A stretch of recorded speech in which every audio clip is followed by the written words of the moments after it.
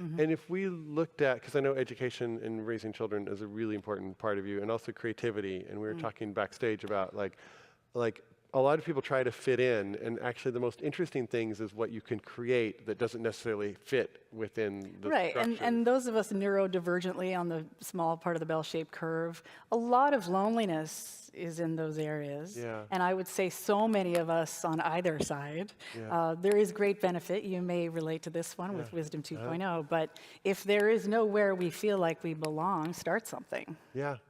And then people who resonate with an approach or a worldview, we find each other eventually. Yeah, and the condition that you're in isn't the problem, it's an invitation, potentially. Right? Like if you're feeling lonely or there's not enough people talking about spirituality, that actually is the invitation. To seek it out, you mean? To seek it out, yeah. And I think one of the dangers of today is we become more in a consumptive culture. So I guess what I was reading earlier is that I think teenagers spend about 5 hours a day on social media on average. And so they're just basically just kind of taking information in. It's not connected to the body. It's not connected to what's my expression. I mean, some of it might be there. But in general, there isn't that cultivation of you have a voice and you have an expression in the world. And I'm curious because I look at you as somebody who found their voice and who found their expression and who's like actively engaged in the world. And wanting to raise children. I mean, raising children consciously is the most important. It's the highest act, and teachers. Yeah, I don't know if there's anything more important There than isn't. that. I don't think there is. Yeah, and so how you do that in your own house as best you can is to be honest and to witness their feelings. And then also to be human, too, because, I had postpartum depression 3 times. I haven't always been my best self. After each child. Yeah, wow. And it compounded. So... there are moments, for me, it's not that we're not going to step on each other's toes, it's how quickly we repair when we realize it. So for me, there's a lot of apologizing. Normalizing apologizing to kids is awesome for me. Just taking, and really showing them, taking responsibility is not only easy, but it's awesome. Yeah. It's empowering, and, you're not... So can you give us an example of how that might look? Like, let's say one of the kids pisses you off and...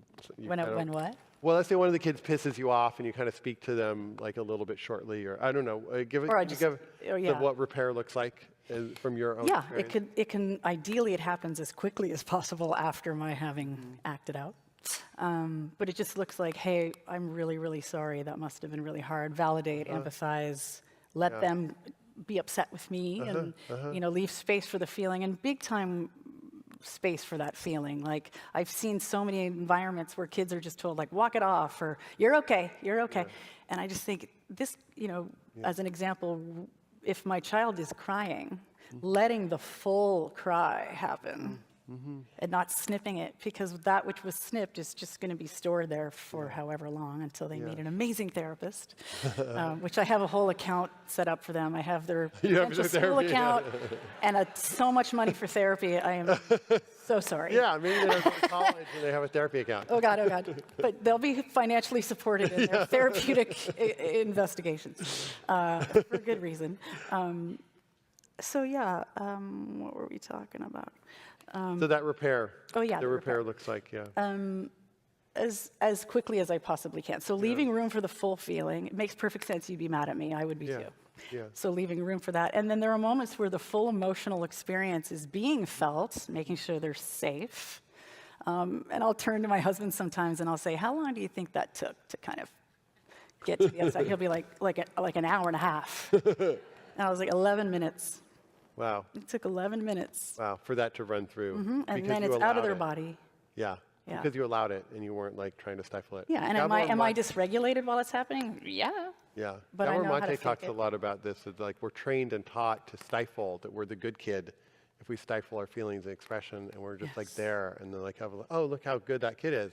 No, the kid's just suppressed. And that's actually a community of young people who I have a particular soft spot for, because there's a lot of focus on sort of more of the overt abuse and neglect, a lot of attention, services coming in.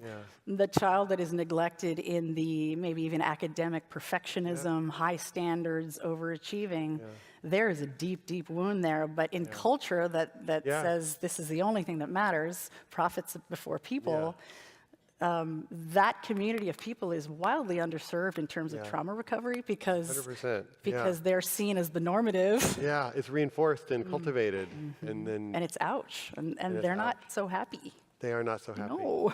And it's hard because the world tells them that they're happy. Right, right. And they don't feel happy. They're like, the world says, you've made it. Yeah. Like, I don't feel at all like I've made it. I feel like Yes. I have, and I think part of it is, in order to make it often, you have to exile certain parts of yourself, your Yes. vulnerability, your fear. Yep. and You have to kind of tolerate like- egregious behavior because that's just how it works. Yeah.